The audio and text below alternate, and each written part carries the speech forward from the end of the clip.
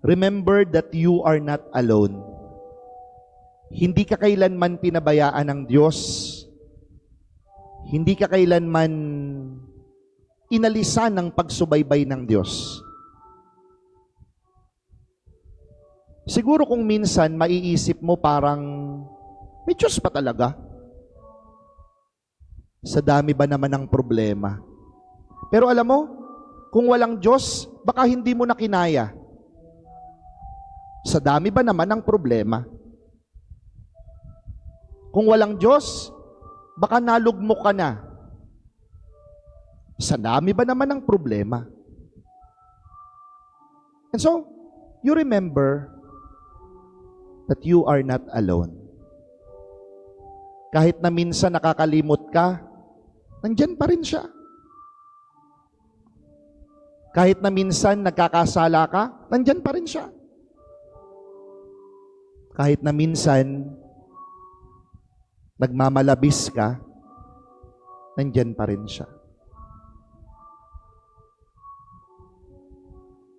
Hilingin natin sa Panginoon ngayon na sana palagi niya tayong palakasin, bigyan ng inspirasyon, bigyan palagi ng mga biyayang kailangan sa buhay na ito.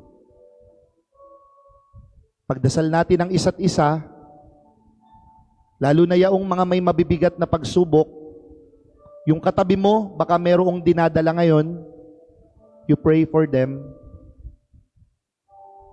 Sana pag uwi natin, answered prayers na,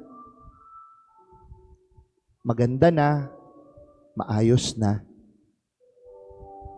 We also pray for our fathers. Yung mga tatay na nandirito, sana po patibayin pa kayo ni Lord. Sana po palakasin pa kayo ni Lord. Sana po patatagin pa kayo ni Lord.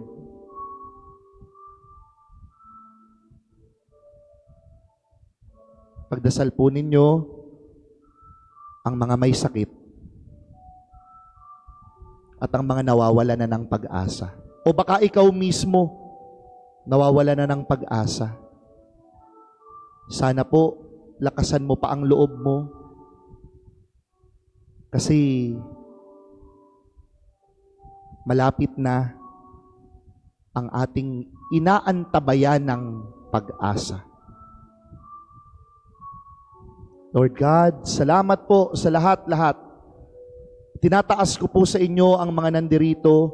Huwag niyo po sana silang papabayaan. Bigyan niyo po sila palagi ng pagpapala na kailangan. At sana po, huwag niyo silang aalisan ng pagsubaybay. Magkakalayo, pero hindi makakalimot.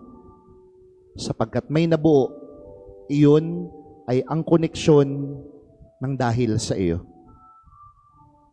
Ikaw na po ang bahala.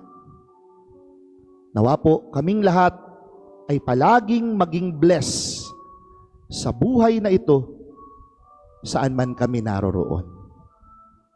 Hinihiling po namin ito sa iyo sa ngalan ni Kristo kasama ng Espiritu Santo ngayon at magpasawalang hanggan. Amen. Amen.